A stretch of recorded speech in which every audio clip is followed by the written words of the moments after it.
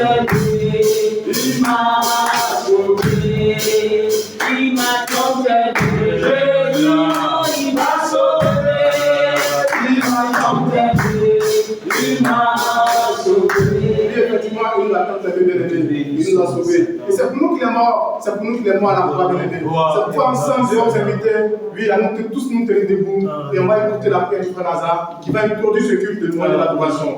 Ensemble, on se tient debout, on écoute la prière de notre frère Lazare, qui va introduire ce culte de louange et d'adoration, bien-aimé. Nous voudrons ce matin te dire merci. Oh, soyez ici. Le lion de la tribu de Juda, Alléluia.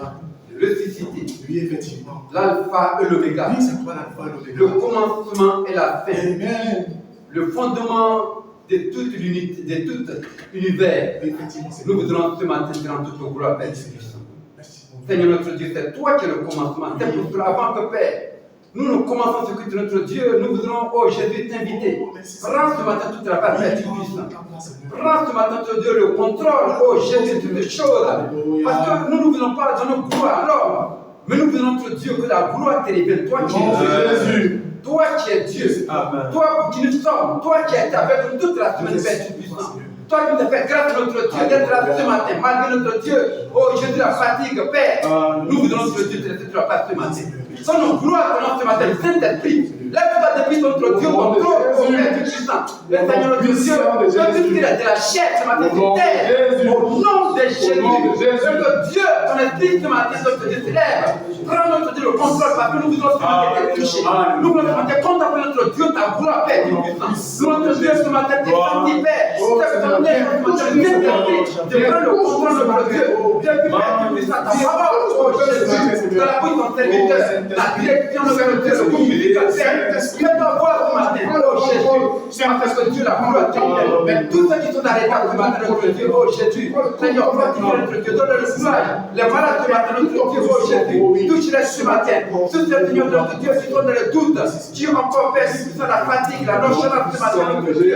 Révèle notre Père, oh Jésus, ce matin, notre Dieu, bénis notre Dieu, Seigneur, ton Christ ce matin, au nom de Jésus de Nazareth. Amen. Amen. Bonjour à tous. Bienvenue dans notre louange et d'adoration de ce dimanche 12 juillet 2026. Je vais vous inviter donc à prendre nos Bibles. On va aller dans le livre de Psaume. Le Psaume, le chapitre 46. Quand vous êtes, je fais la lecture.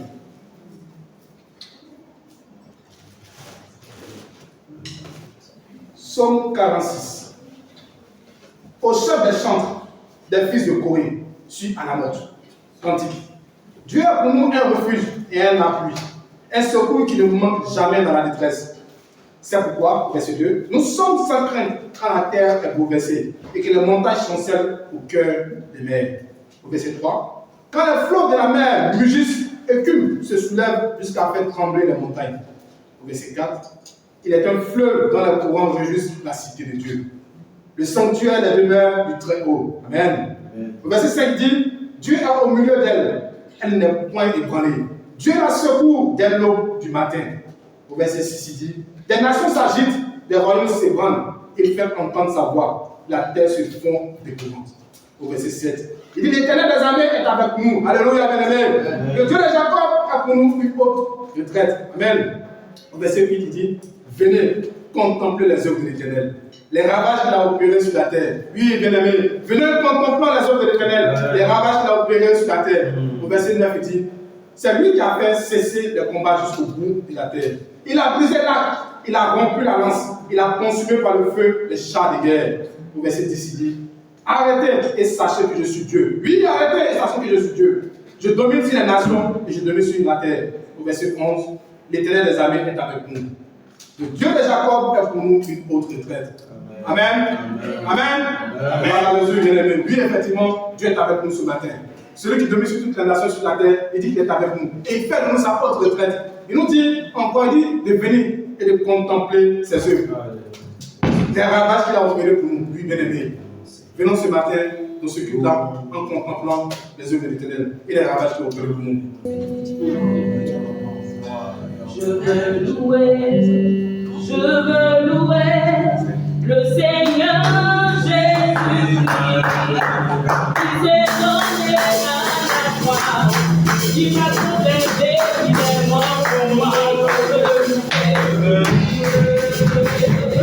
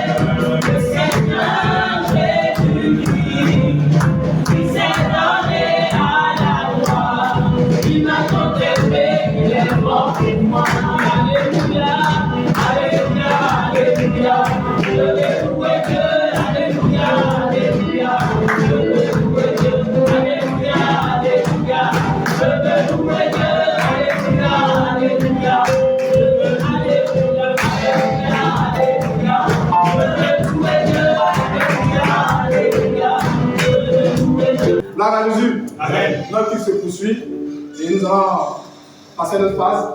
Et je vais donc inviter le serviteur de l'Éternel, nommé le pasteur Gané. On va acclamer le Seigneur pour son serviteur bien-aimé. Acclamer le Seigneur pour son serviteur, le pasteur.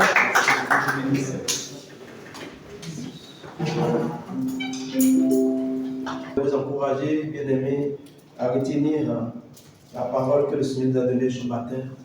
Voilà, que Dieu veut nous planter. Si Dieu n'est capable de planter, quand le vent va souffler, tu ne pourras pas résister. Tu ne pourras pas résister. Mais si Dieu t'a réellement planté, aucun vent ne pourra te branler. Aucune tempête ne pourra te branler. Alléluia. C'est ce qui fait la différence. La différence des chrétiens, c'est la racine. C'est la racine, c'est le fondement. Quand tu as une bonne racine, tu as un bon fondement, voilà, tu demeures toujours dans l'équilibre spirituel, malgré les vents, malgré les tempêtes. Donc laissons Dieu nous planter. Et quand Dieu nous plante, qu'est-ce qu'il fait? Il nous arrose. Il nous arrose. Alléluia. Voilà, il nous arrose. Lui-même, il va t'arroser, il va prendre soin de toi. Mais d'abord, tout dépend d'abord de notre propre volonté. Laisse Dieu te planter.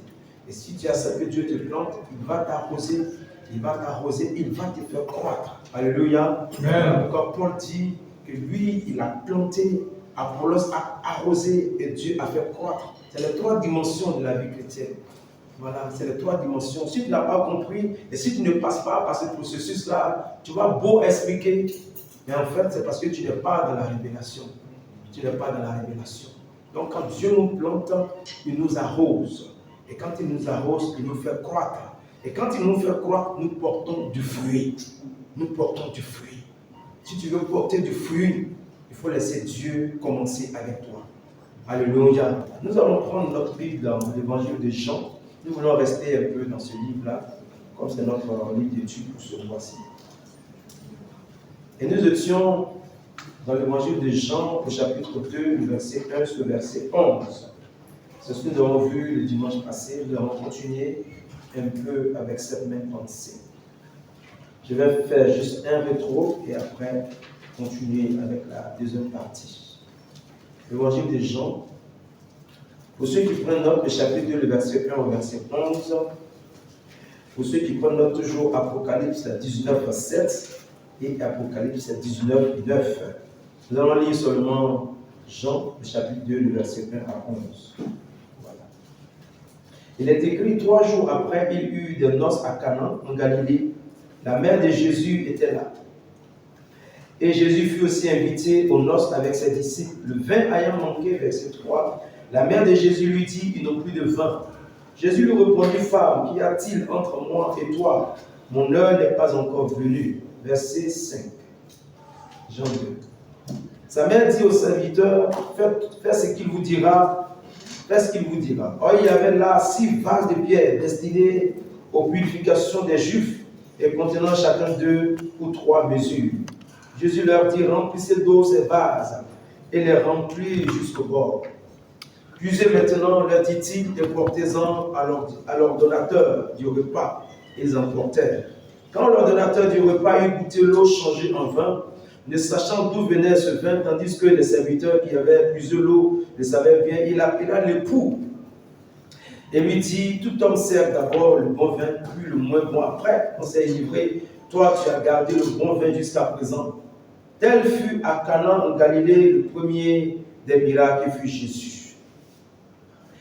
Il manifesta sa gloire et ses disciples crurent en lui. Seigneur notre Dieu, nous te rendons gloire et honneur ce matin, louange et magnificence.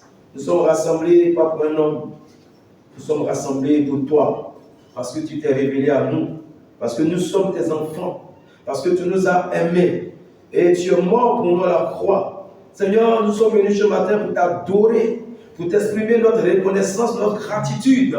Nous sommes venus pour te dire merci, notre Dieu. Merci pour tous tes bienfaits. Tu étais avec nous depuis le début. Et nous voulons maintenant que tu parles à nos cœurs, notre Dieu. Révèle-nous ta parole. Enseigne-nous, instruis-nous, notre Dieu. Et donne-nous de te connaître à travers ta parole. Apporte aussi la guérison, la délivrance, la restauration aux uns aux autres. à travers ta parole. Merci Seigneur, je me remets dans ta main, que ce moment soit béni de toi au nom de Jésus. Amen. Amen. Donc le thème de notre message que nous avons vu le dimanche dernier, que nous continuons aujourd'hui, c'est les clés qui nous donnent accès aux noces de l'agneau dans le royaume des cieux. Les clés qui nous donnent accès aux noces de l'agneau dans le royaume des cieux. Et le texte que nous avons lu nous parle aussi des miracles. Le premier miracle que Jésus a fait aux noces de Cana.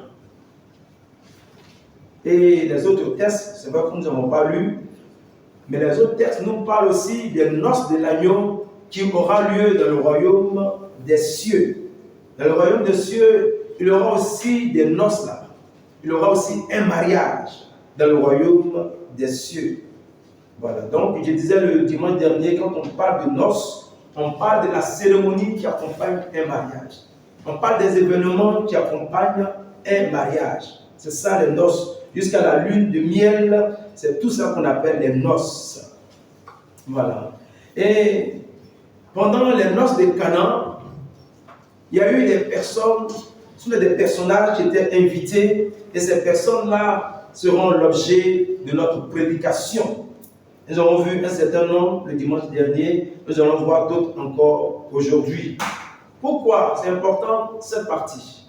Parce que ces personnes qui sont conviées aux noces de Cana, ce sont ces mêmes personnes qui seront aux noces de l'agneau dans le royaume des cieux. Et ça, c'est une révélation très forte que nous devons comprendre, que nous devons retenir. Ce que tu vois ici, dans l'évangile de Jean 2, ici, ces mêmes personnes-là seront au ciel dans le royaume des cieux et ils vont participer aux noces de l'agneau. Les noces de l'agneau, les noces de Cana qui ont eu lieu à Galilée, à Cana en Galilée, il y aura aussi les noces de l'agneau dans le royaume des cieux. Vous voyez déjà le rapprochement. Donc ce passage-là, il n'est pas là comme ça. C'est un passage que Dieu a mis là pour nous enseigner. Mais ce sont des choses cachées. Mais le Seigneur, dans son amour, il va nous les révéler.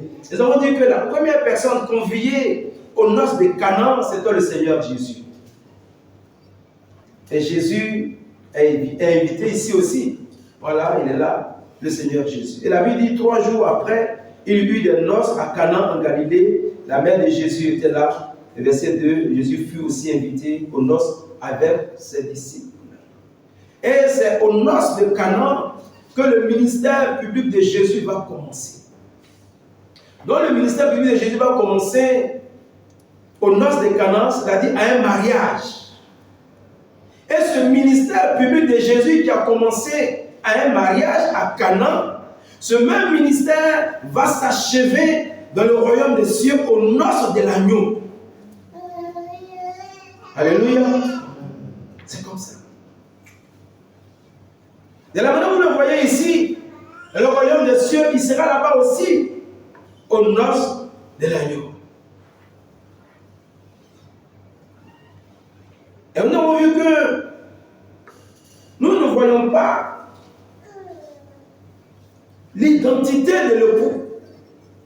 On ne voit pas son identité. On ne connaît pas son nom, on ne connaît pas son identité. On dit que le Seigneur était invité aux noces de Cana. Mais celui qui se marie, on ne connaît pas son nom. On ne sait pas c'est qui. Et en réalité, c'est un mystère caché. Parce qu'en réalité, la personne qui se marie, c'est le Seigneur Jésus lui-même. Et il se marie avec son église. L'église est l'épouse du Seigneur. Alléluia. Amen. Voilà pourquoi ici, nous ne voyons pas l'identité. Mais dans le royaume des cieux, l'identité de l'époux sera révélée, qui est la personne de Jésus. Et l'identité de l'épouse aussi sera révélée, qui est l'église du Seigneur. Voilà pourquoi il a dit dans Éphésiens 5, le verset 25, Marie, aimez vos femmes.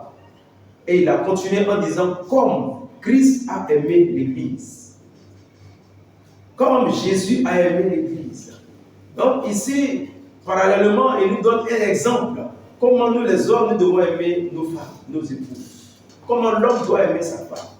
Comment Jésus a aimé sa femme. En faisant des sacrifices. Il est mort pour son épouse. Il a donné sa vie pour son épouse. Et je disais le dimanche dernier, voilà pourquoi le Seigneur ne nous a jamais exposés. Il ne nous a jamais rejetés. Il n'a jamais dit, je t'ai trop pardonné. Et je disais, il ne se lasse pas de nous pardonner. Il ne se lasse pas de nous aimer. Les hommes peuvent nous rejeter. Les hommes peuvent se lasser de nous. Ils peuvent dire, c'est trop, ça suffit. Mais le Seigneur ne te dira jamais, ça suffit. Voilà, la Bible dit, il est réservé aux hommes de mourir une seule fois, après quoi vient le jugement. C'est-à-dire que tant que tu es sur la terre, Dieu t'aime. Tant que tu n'es pas encore mort, quel que soit le mal que tu fais, Dieu prie que tu sois converti. Dieu nous aime. Alléluia. Et c'est un amour sacrificiel. Voilà comment Jésus a aimé l'Église. Et voilà comment les hommes aussi doivent aimer leurs femmes. À travers un amour sacrificiel. Et je disais le dimanche dernier, nous aussi, en retour, nous devons aimer le Seigneur. Amen. Nous devons l'aimer avec un amour sincère. Oui, un amour sincère. Deux éléments, l'amour sincère et la fidélité. Et voici ces deux éléments qui consolident la relation entre un homme et sa femme. Nous avons aussi parlé de la deuxième personne qui était aux noces de Cana en Galilée, et c'était Maman Marie. Maman Marie. Nous avons parlé un peu de Maman Marie, qui était aux noces de Cana. Et pourquoi elle était là, aux noces de Cana? Parce que Maman Marie aussi sera aux noces de l'agneau dans le royaume des cieux. Ah, la liste évolue. On va arriver à toi et à moi. Maman Marie aussi était là. Elle a pu mettre l'accent sur Maman Marie aux noces de l'agneau, parce que dans le royaume des cieux, elle aura une place honorable. Elle sera honorée. Elle sera couronnée dans le royaume des cieux. Parce que cette femme-là sur la terre, elle a servi Dieu. Elle a consacré sa vie au Seigneur. Quand l'ange s'est révélé à Maman Marie, elle avait, je crois, 17 ans, 18 ans. C'est-à-dire très jeune. Elle ne connaissait même pas d'homme. Et cette femme-là, elle est restée au service de Dieu jusqu'à la fin de sa vie. Maman Marie. Lorsqu'elle a reçu la visitation de l'ange Gabriel, et qui lui a dit que tu deviendras enceinte, elle lui a dit, mais comment cela se fera? Parce que moi, je ne connais point d'homme. L'ange lui a dit, le Saint-Esprit te couvrira de son ombre et tu seras enceinte. Et tu enfanteras un fils et tu lui donneras le nom de Jésus. Ce sera le Sauveur. Si toi-même tu reçois une visitation comme ça chez toi à la maison, tu vas accepter ça. Tu ne connais pas d'homme. Depuis que tu es né, la dernière fois, une femme tombée enceinte sans aller avec un homme. Mais c'est-à-dire c'était dur, c'était difficile à comprendre, à accepter ça. Mais elle a dit au Seigneur, elle a dit à l'ange, je suis la servante du Seigneur, qu'il me soit fait selon ta parole. Alléluia. Amen. Parce que la vie chrétienne même, elle est comme ça. Ça, c'est le processus de la vie chrétienne. À un moment donné, dans le chemin de la vie chrétienne, il y a des choses que tu ne comprends pas. Tu ne comprends plus. Et comment avancer? Il faut avancer par la foi. Oui, il faut dire à Dieu que ta volonté soit faite. Il y a des choses que tu comprends. Il y a des choses que tu maîtrises, que tu peux même expliquer. Mais il y a des moments qui arrivent, tu ne sais plus ce qui se passe. Tu ne sais plus ce qui t'arrive. Tu ne comprends pas. Tu n'as pas prévu ça. Toi, tu n'as pas trouvé quelqu'un d'autre pour aller, c'est chez moi tu viens. C'est quelle mission? Et puis tu vas enfanter qui? Le Fils de Dieu. Ah! Mais qu'est-ce qu'elle a dit? Qu'il me soit fait selon ta parole. C'est un acte de foi. Amen.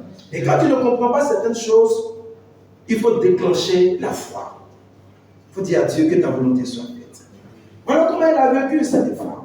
Et je parlais un peu de comment elle a supporté les difficultés dans sa marche avec Dieu. J'ai parlé de là où elle a accouché.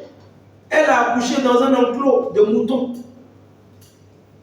Alors qu'elle portait dans son sein Jésus, le Fils de Dieu. Et on dit que quand ils sont allés à l'hôtel, il n'y avait plus de place. Dieu qui est grand comme ça, il ne va pas réserver une petite place pour Marie, pour qu'elle accouche dans de bonnes conditions. Et souvent, quand nous sommes dans des conditions un peu inconfortables, nous sommes découragés. Laisse Dieu te planter. Laisse Dieu t'arroser et laisse Dieu te faire croire. Souvent, tu penses que tu es dans la vie chrétienne. Oh, tu n'as même pas encore commencé. Oui. Ça n'a pas encore commencé. Elle va accoucher dans un enclos de moutons. Elle va dire, mais ça c'est qu'elle a fait ça. Je porte l'enfant de Dieu. Et Dieu ne peut même pas me donner une petite place. Elle ne s'est jamais plainte. C'est ça, maman Marie. Elle ne s'est jamais plainte parce que c'était une femme consacrée. Elle a toujours gardé son calme. Est-ce que Dieu parle à quelqu'un ce matin? Voilà, Jésus dit, vos inquiétudes là, ça ne va rien changer dans votre vie. Pleurer, ça ne va rien changer. Rien. Ça ne va rien rajouter, ça ne va rien faire. Mais seulement ta foi en Dieu. Amen. Et j'ai parlé du fait que cette femme-là, elle a souffert. Pour allaiter son enfant. Pour garder cet enfant. Quand elle était enceinte, son fiancé Joseph lui a dit, mais qui t'a enceinté? Elle dit non, que j'ai reçu la visitation de l'ange Gabriel. C'est pas je suis avec toi que tu parles comme ça. Fiancé, il y aura bon. Tu sais où tu allais prendre ta grossesse. Elle n'a pas maudit. Nous parlons un peu trop vite sur nous. Elle a gardé son calme. Et le même Joseph, parce que quand tu t'étais, Dieu fait ton pardon. Oui. Elle me dit c'est dans le calme et le silence que Dieu nous apporte la délivrance. Amen. Amen. Et ce Dieu-là qui agit dans le calme et le silence, ce même Dieu qui a dit à Moïse, il faut dire au peuple de garder le silence. Et l'Éternel combattra pour. Et quand elle a gardé le silence, Joseph a dormi, il ne faut pas dormir. Et il a fait le rêve de dormir. Dieu est venu à sa rencontre. Et Dieu lui a dit à travers cette vision-là, ce songe, il faut prendre Marie. L'enfant qu'elle porte là, c'est mon enfant. Quand Joseph s'est réveillé, il était une autre personne. Celui-là qui voulait la laisser, il va prendre le devant des choses et désormais les deux vont s'occuper de cette grossesse. Voilà ce que nous avons dit un peu de maman Marie le dimanche dernier. Une femme consacrée à Dieu, une femme qui gardait le silence et qui comptait sur Dieu. Et vous ne verrez jamais maman Marie dans la Bible faire des scandales. À part ici, à part cet épisode où nous la voyons au chapitre 2 ici, tu la verras rarement même dans la Bible. Elle vit effacée. Elle-même se mélange, elle se mixe même pas dans le ministère de son fils. On parle rarement de maman Marie. Elle passait tout dans son cœur. Que le nom du Seigneur soit béni. Amen. Et nous avons encouragé les femmes à travers l'attitude de maman Marie en disant à nos sœurs que Dieu veut compter sur nos sœurs. Dieu veut leur confier des missions et Dieu veut qu'elles soient comme des mamans Marie. Amen. Voici un peu le retour pour ceux qui n'étaient pas là, celles qui n'étaient pas là. Et nous allons voir la troisième personne qui était conviée aux noces de l'agneau. Ce sont les disciples de Jésus. Ça veut dire que Jésus fut invité avec ses disciples. Donc ici, aux noces de l'agneau, aux noces de Canaan, autant pour moi, les disciples étaient conviés. Et aux noces de l'agneau, dans le royaume des cieux, les disciples aussi seront conviés là-bas. Ils seront tous là-bas, au grand complet. Ils seront tous conviés aux noces de l'agneau dans le royaume des cieux. Et ce jour-là, ce sera l'occasion de voir l'apôtre Pierre. Ce sera l'occasion de voir Paul, de voir Jean, Matthieu, Jacques, de voir tous les disciples de Jésus. Et ce jour-là aussi, ce sera l'occasion de voir le Père Abraham. Je ne sais pas qui tu veux voir. Il y a un personnage de la Bible que tu veux voir. Ce jour-là, il sera là-bas. Joseph sera là-bas. David sera là-bas. Tous les personnages de la Bible que vous voyez là, les hommes, les femmes, ils seront tous conviés au nord de l'agneau dans le royaume des cieux. Alléluia. Et la Bible dit dans Luc, le chapitre 2, chapitre 22, le verset 28, Luc 22, 28, c'est le Seigneur Jésus qui parle. Il dit, vous êtes ceux qui ont persévéré avec moi dans mes épreuves. Verset 29, il dit, c'est pourquoi je dispose du royaume en votre faveur, comme mon Père en a disposé en ma faveur. Jésus dit à ses disciples qui sont devenus les apôtres plus tard, et qui ont posé les bases de l'Église, il leur dit ici, vous êtes ceux-là qui ont persévéré avec moi dans mes épreuves. Alors, je dispose du royaume aussi en votre faveur. Bien-aimés, sachez que les disciples de Jésus qui seront conviés aux noces de l'agneau, ce sont les disciples qui ont persévéré avec Jésus sur la terre. Ce sont les disciples qui ont souffert avec Jésus sur la terre. Ce sont les disciples qui ont été battus de verges à cause de Jésus sur la terre. Ils ont été emprisonnés sur la terre à cause de Jésus. C'est ceux-là qui seront conviés aux noces de l'agneau. Tous ces disciples, ils ont souffert à cause de Jésus. Voilà pourquoi le Seigneur dit, vous êtes ceux qui avez persévéré avec moi dans mes épreuves, je dispose du royaume en votre faveur.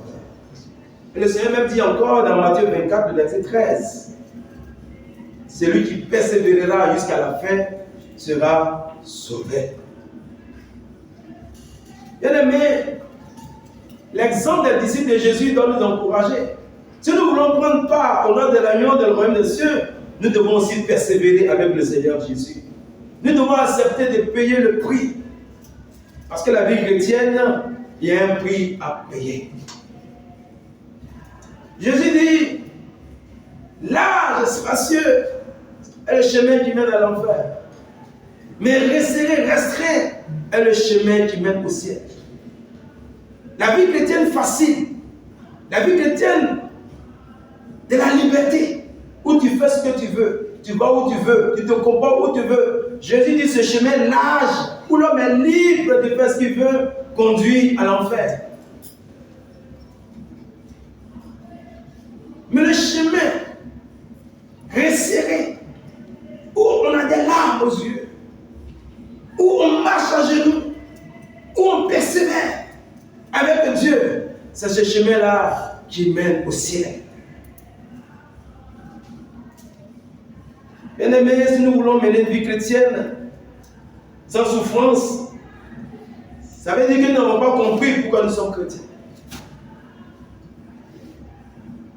Si nous voulons mener une vie chrétienne sans frustration, sans douleur, ça veut dire que depuis le premier jour de notre conversion jusqu'à maintenant, là, nous n'avons pas compris pourquoi on devient chrétien.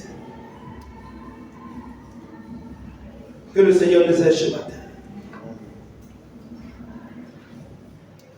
Si tu veux mener une vie chrétienne sans douleur, ça veut dire que tu n'es pas un disciple de Jésus. Oui. Ça veut dire que tu n'as pas compris jusque-là pourquoi on devient chrétien. Si chrétien veut dire petit Christ, chrétien ça veut dire petit Christ.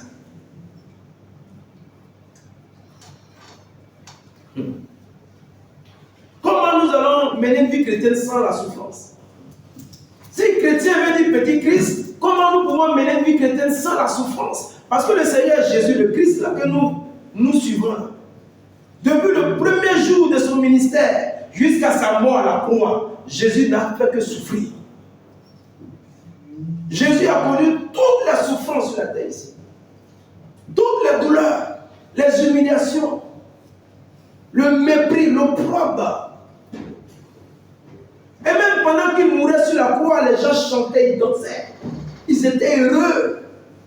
Ils ont baissé son côté.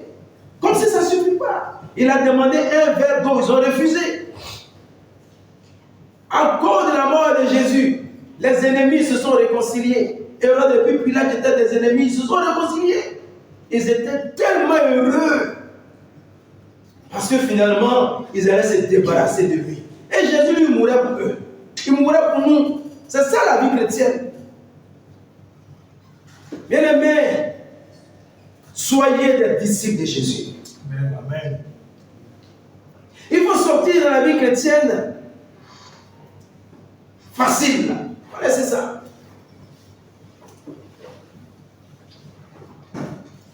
Petit Christ, c'est ça. Mais on va souffrir aussi comme lui. Que Dieu nous aide ce matin. Amen. Amen. Si le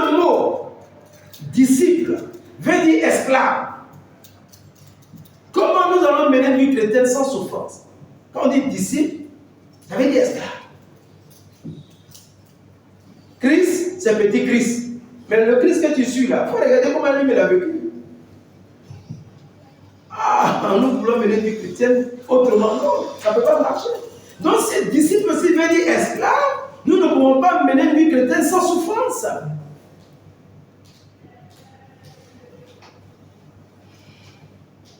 Voilà pourquoi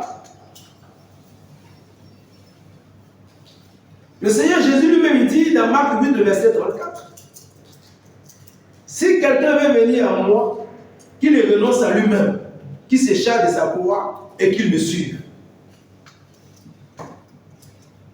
Si tu veux être chrétien, si tu veux suivre Jésus, il faut renoncer à toi-même. Si tu te préfères trop, tu t'aimes trop, laisse tout ça. Il faut renoncer à toi. Maintenant, il faut te charger de ta croix chaque jour. La croix, c'est ça. C'est la souffrance de la vie, les épreuves, tout ce qui a tendance à nous enlever sur le chemin de Dieu. Porte ta croix. Maintenant, suis-moi. Est-ce que Dieu parle à quelqu'un? Les disciples de Jésus qui seront conviés aux noces de l'agneau dans le royaume des cieux, que nous voyons ici, sachez que la plupart, surtout les premiers disciples de Jésus, ils sont tous morts comme des martyrs. La première génération. Et même la deuxième génération aussi. Ils sont tous morts comme des martyrs. L'apôtre Pierre lui-même, qui est le premier là, Pierre a été crucifié, la tête en bas. Paul, lui, l'a décapité, coupé sa tête. Jacques, il a été tué par l'épée. Étienne, lui, on l'a lapidé comme un animal. C'est-à-dire, jusqu'à ce qu'il meure. Et pendant ce temps, il priait pour ceux qui le lapidaient. Priez pour ceux qui te lapident. Jean-Baptiste, il a été décapité comme dans un jeu d'enfant. Jean-Baptiste, le plus grand des prophètes, le plus grand des hommes. C'est-à-dire, entre les hommes de l'Ancien Testament et ceux du Nouveau Testament, Jean-Baptiste est le plus grand. Jean-Baptiste, il a été décapité comme dans un jeu d'enfant. Il y a une fille qui a dansé. Quand elle a fini de danser, on dit, tu veux quoi comme cadeau? Elle dit, je veux la tête de Jean-Baptiste. Elle a coupé. Une jeune fille, c'est qu'elle veut la tête de Jean-Baptiste. C'est ça être chrétien. Ils l'ont attrapé, ils l'ont égorgé, ils l'ont décapité, ils ont mis sa tête sur un plateau, ils sont venus donner à la jeune fille. Et puis elle allait donner ça à sa maman. Ça, c'est la vie des disciples. Le Colosséum de Rome, c'était un stade où on tuait les chrétiens en spectacle. C'est là. Pour ceux qui vont à Rome, vous allez voir le Colosséum. C'est un grand stade comme ça. Là-bas, on tuait les chrétiens en spectacle. D'autres étaient dévorés par des bêtes féroces.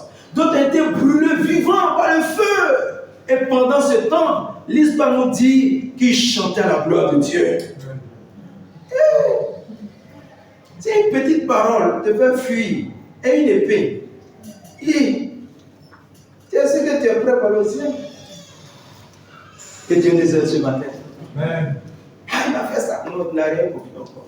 Que Dieu nous aide. Voilà pourquoi Dieu veut nous planter. Ils n'ont jamais régné le Seigneur Jésus. Ils n'ont jamais régné la foi. Ils sont restés fidèles jusqu'à la mort. Voilà pourquoi le jour de ton baptême, on chante toujours chrétien jusqu'à la mort. Le jour du baptême, il y en a qui sont contents, mais c'est le jour de ton enterrement. Quand tu es passé par les eaux du baptême, Jésus dit, celui qui met la main à la charrue et qui regarde en arrière n'est pas digne. Quand tu t'es fait baptiser, ne regarde plus en arrière. Ne retourne plus en arrière. Quand la femme de l'autre a regardé en arrière, qu'est-ce qu'elle est devenue? Donc en arrière, il n'y a plus rien pour nous là-bas. Les enfants d'Israël dans le désert voulaient retourner en Égypte. Ils sont tous morts dans le désert. Parce que Satan même ne fait pas prisonnier de guerre. Tu l'as insulté il y a longtemps, tu l'as lié, il ne faut pas dire. Il t'attend. Il est rancunier.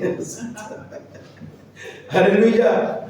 Donc si nous voulons participer aux noces de l'agneau dans le royaume des cieux, ne nous contentons pas de venir à l'église, mais soyons des disciples de Jésus.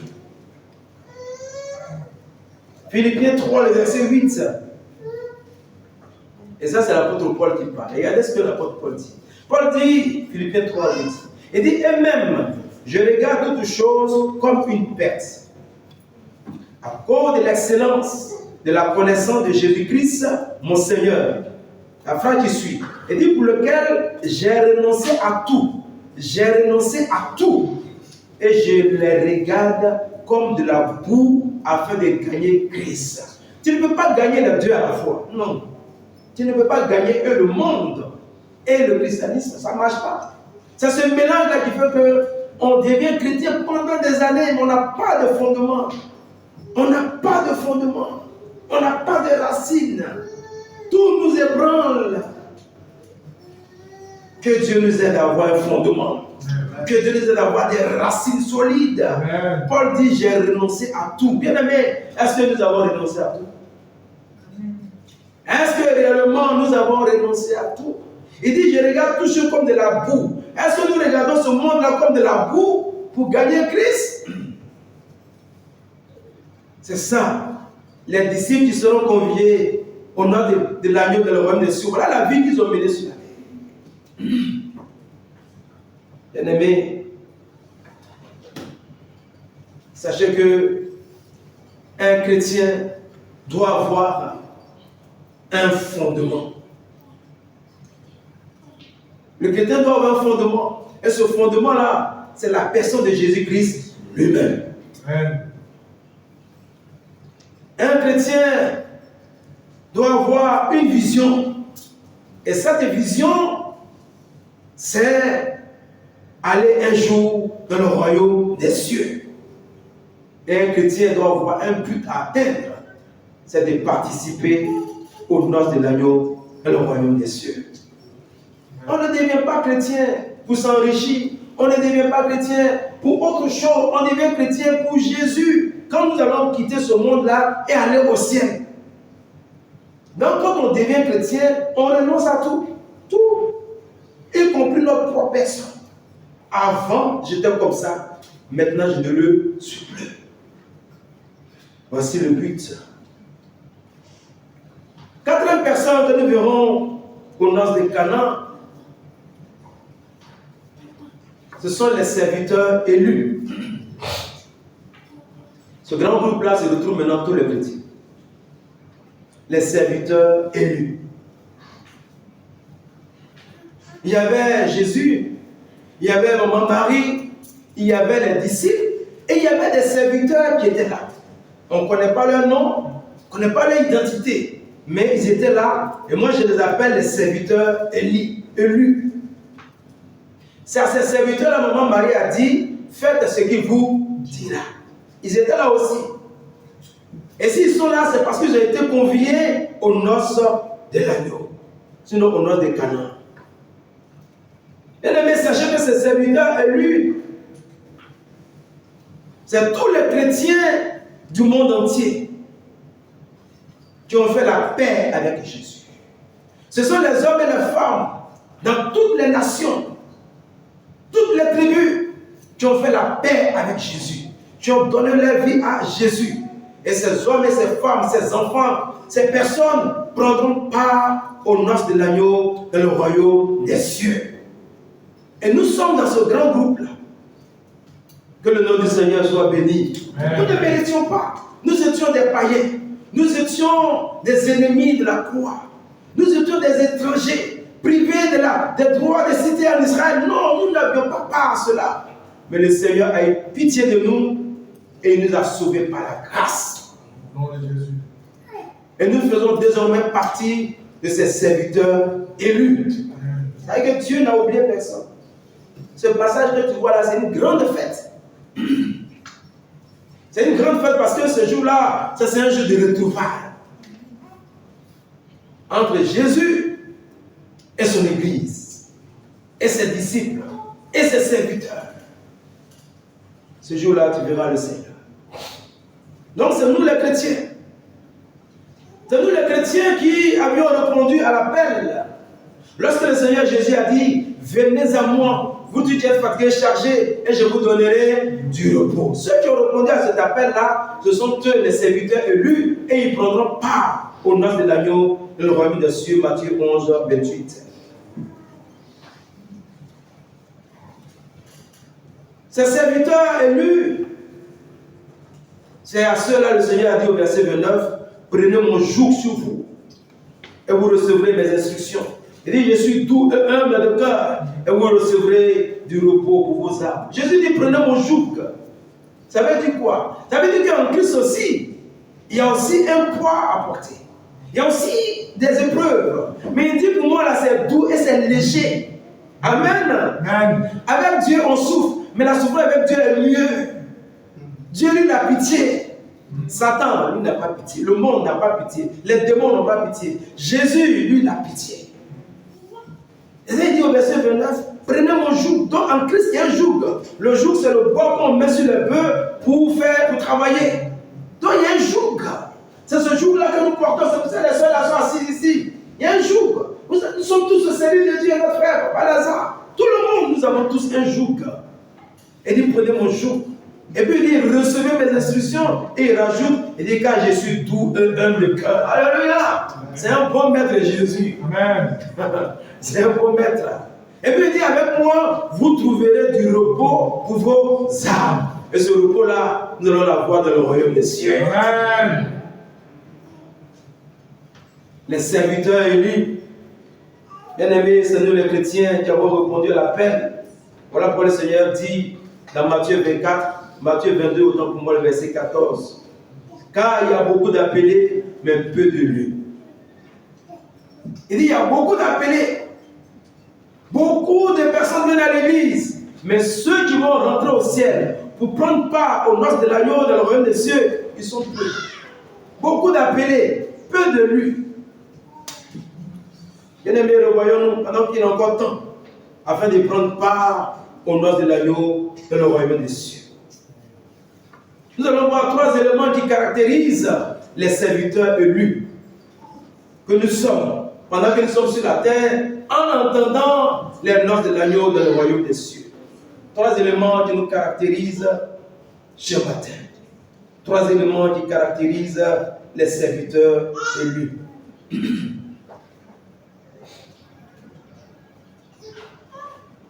Le premier élément, c'est notre obéissance au Seigneur. Vous allez voir au verset 5, mon mari dit, faites ce qu'il vous dit. La Bible dit, sa mère dit au serviteur, faites ce qu'il vous dira. Un chrétien peut être caractérisé par son obéissance à Dieu, par son obéissance au Seigneur, par sa soumission au Seigneur. C'est ça le chrétien.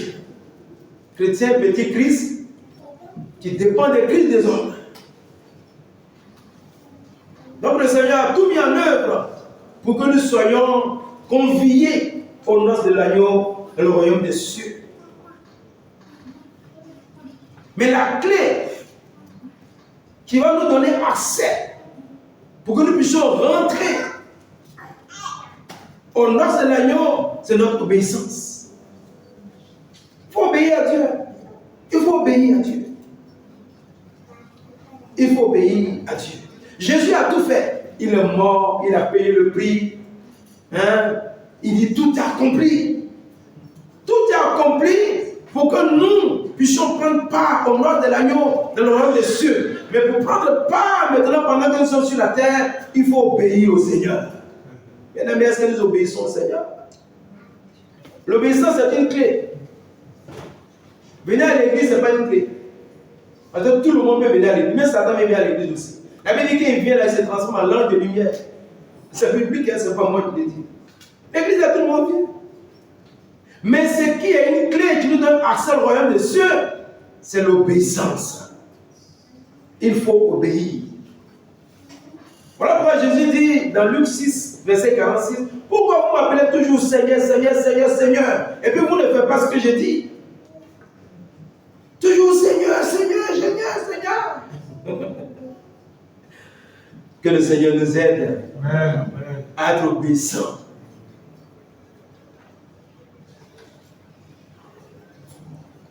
L'obéissance est une clé.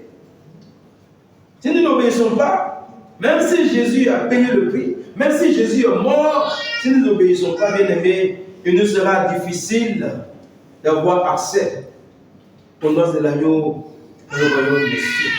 Donc, soyons des chrétiens obéissants. La deuxième caractéristique plutôt, les serviteurs élus sont caractérisés par un service de qualité. Un service de qualité. Après avoir dit, faites ce qu'il vous dira. Jésus même va dire maintenant aux serviteurs, remplissez d'eau ces vases. Il y avait là des vases. Le Seigneur était sur le point de faire le miracle au verset 7. Mais le Seigneur, avant de faire le miracle, il demande aux serviteurs élus de remplir les vases qui étaient là. Et la Bible dit, il les remplit jusqu'au bord. Ils ont rempli les vases. Ils ont rempli les vases jusqu'au bord. Cela nous parle d'un service de qualité. Ils n'ont pas rempli les vases à moitié. Ils n'ont pas mis un peu. Mais ils ont rempli les vases entièrement jusqu'au bord. Bien aimé, les vases que nous devons remplir aujourd'hui, ce sont les âmes que nous devons gagner pour le Seigneur. Amen. C'est l'évangile que nous devons apporter pour que les vies soient transformées, pour que les âmes soient sauvées. Les vases que nous devons remplir aujourd'hui, c'est de faire ce que le Seigneur nous a demandé de faire. C'est d'aller là où le Seigneur nous envoie. Voilà pourquoi il dit dans Matthieu 28, verset 19, allez et faites de toutes les nations des disciples.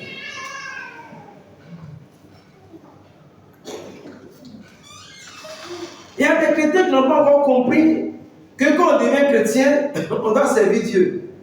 Oui, tu prends, tu viens à l'église, non, c'est pas comme ça. Il faut servir Dieu. Il faut servir Dieu. Cherche là où le Seigneur te veut, serve là. On ne croise pas les bras à l'église. Peut-être que tu ne savais pas. Ici, il a dit aux serviteurs, remplissez ces vases. Mais nous, avant de partir, il a dit à l'église, allez, et faites de toutes les nations des disciples. Aujourd'hui, là, si le Seigneur vient, tu vas lui dire, tu as gagné combien d'âmes? Tu vas expliquer tous tes problèmes. Quand tu vas finir, il va te dire, mais quand j'ai dit d'aller là, tu as fait quoi? On n'est pas chrétien pour soi-même. Nous sommes chrétiens pour le Seigneur et pour le monde. Alléluia.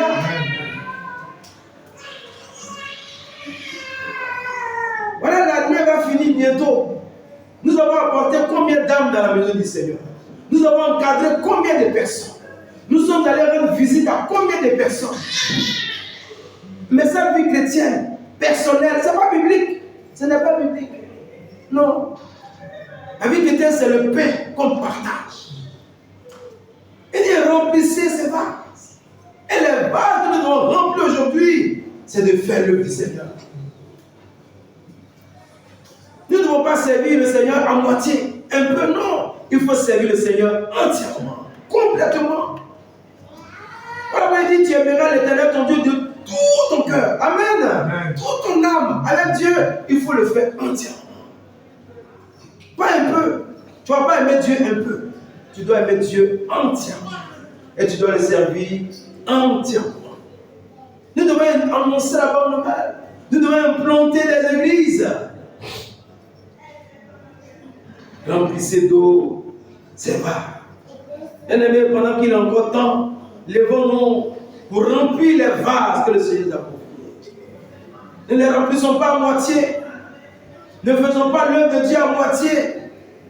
Ne soyons pas moitié chrétiens, moitié païens. Mais donnons-nous entièrement au Seigneur et offrons-lui un service de qualité. Romains 12, le verset 11. Il dit, Romains 12, 11. Il dit, ayez du zèle et non de la paresse. Soyez fervents d'esprit et servez le Seigneur. Ayez du zèle. Le chrétien ne doit pas être paresseux. Le chrétien doit être zélé pour l'œuvre de Dieu, zélé pour les choses de Dieu.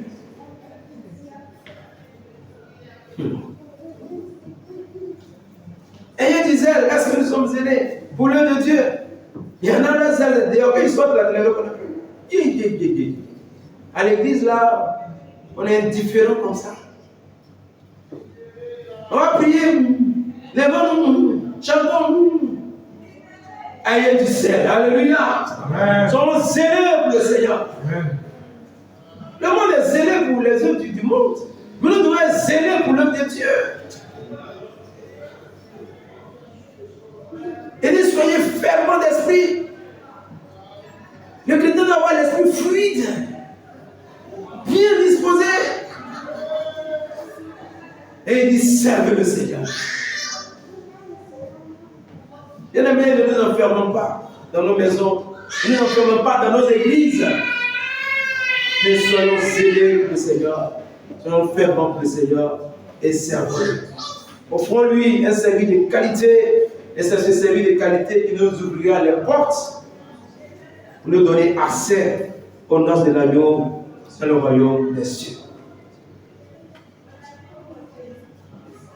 La dernière chose qui caractérise les serviteurs élus, c'est le bon vin. Ça, c'est le résultat maintenant. Le bon vin. Quand on a fait tout ce processus-là, nous devenons maintenant un bon vin. Alléluia. Et ils ont puisé l'eau, ils l'ont envoyé au maître de la cérémonie. Quand il a pris l'eau, il voit que, il a goûté, il voit que l'eau est devenue un bon vin. Un bon vin. Le Seigneur dit au verset 8, puisez maintenant, leur dit-il, et portez-en à l'ordonnateur du repas. Ils en portaient. Verset 9. Quand l'ordonnateur du repas eut goûté l'eau changée en vin, ne sachant d'où venait ce vin, tandis que les serviteurs qui avaient puisé l'eau le savaient bien, il appela l'époux. Le verset 10, et lui dit, tout homme sait d'abord le bon vin, puis le moins bon après, qu'on s'est délivré. Toi, tu as gardé le bon vin jusqu'à présent. Nous devons être caractérisés par le bon vin. Bien aimé, le bon vin, c'est le résultat de ce que nous devenons en Christ. C'est la somme de ce que nous devenons en Christ. En Christ, nous devenons un bon vin. Le chrétien devient un bon vin. Parce que nous avons été justifiés. Parce que nous avons été purifiés par le sang de Jésus. Parce que nous avons été lavés par le sang de Jésus. Nous devenons un bon vin. Parce que nous avons été transformés par le Saint-Esprit. Oui, nous devenons un bon vin parce que nous avons été régénérés par le Saint-Esprit. Un chrétien, il y a une différence dans sa vie quand il était encore dans le monde et quand il est devenu chrétien. Quand on devient chrétien, nous devenons le bon vin. Alléluia. Jésus dit, sur la terre là-bas, vous êtes la lumière du monde. Et le chrétien éclaire. Et Jésus dit, sur la terre là-bas, vous êtes le sel de la terre. Ça veut dire que nous donnons goût et saveur. Mais dans le royaume des cieux, nous serons le bon vin. Nous serons le bon vin dans le royaume des cieux. Je sais que je ne suis pas seul pour ma prêcher. Que le nom du Seigneur soit béni. Que Dieu nous donne beaucoup d'enfants. Sur la terre, nous sommes sel, nous sommes lumière. Mais dans le royaume des cieux, nous sommes le bon vin. Le bon vin, qu'est-ce qu'il fait? Il réjouit le cœur de l'épouse. Il réjouit le cœur de l'épouse. Telle doit être la vie du chrétien. Le chrétien doit être un bon vin. Voilà pourquoi Jésus disait à Nicodème, si vous ne naissez d'eau et d'esprit, vous n'entrerez pas dans le royaume des cieux. La nouvelle naissance fait de nous un bon vin. Que le nom du Seigneur soit béni. Et lorsque nous devenons ce bon vin-là, alors le Seigneur te dira ce jour-là, bon et fidèle serviteur, rentre dans la joie de ton maître et tu vas rentrer dans la salle des noces de l'agneau dans le royaume des cieux. Alléluia! Et pendant que tu entreras, il y aura des acclamations. Oui, il y aura la joie. Et tu verras tout le monde assis. Bible, assis. Toutes ces personnes que nous avons entendu parler sont assis là. Et quand tu viendras, s'il n'y a pas de gens là-bas, on te dira, voici ta place. Parce que ton nom est inscrit sur ta place, et puis il y a une couronne devant toi. Cette vie-là, je pense que c'est la meilleure vie que nous devons chercher. Que le nom du Seigneur soit béni. Amen. Dans la conclusion, lisons un verset et nous allons nous arrêter là. Allons au verset 11. Toujours de notre test de base.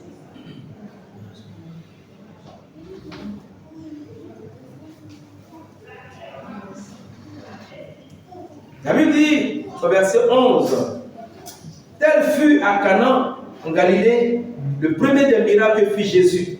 Il manifesta sa gloire et ses disciples crurent en lui.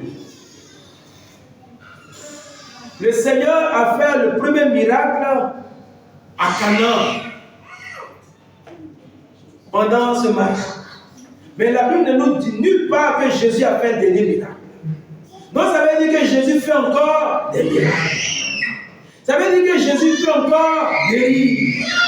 Et ce matin, le Seigneur est disposé pour nous accorder sa grâce. Bien-aimé, Jésus fait encore des miracles. Bien-aimé, Jésus guérit encore. Bien-aimé, Jésus ressuscite encore. Bien-aimé, Jésus sauve encore.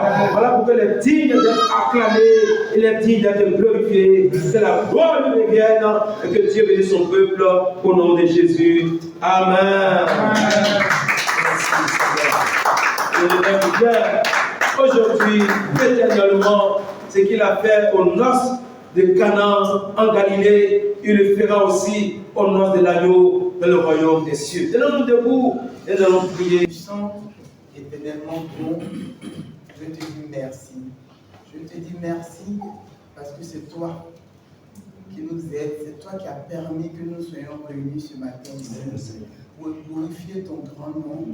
Nous voulons célébrer ta louange, nous voulons célébrer ton nom parce que tu es le Père tout-puissant.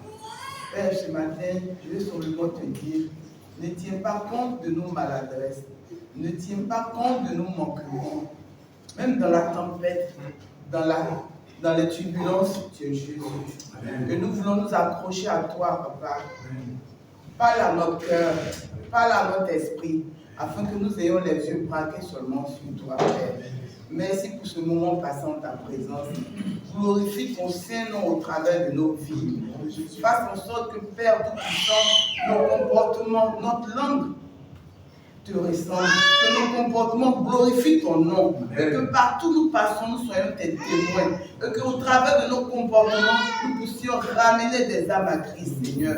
Père, je veux bénir ton nom parce que tu es amour, tu es excellent, tu pardonnes, tu élèves, tu glorifies, et ce que ta bouche dit, elle accomplit, Père. Pourquoi ne pas demeurer auprès de toi? Pourquoi ne pas te célébrer, Père? Pardonne-nous nos offenses et accompagne-nous tous les jours de nos vies, Seigneur.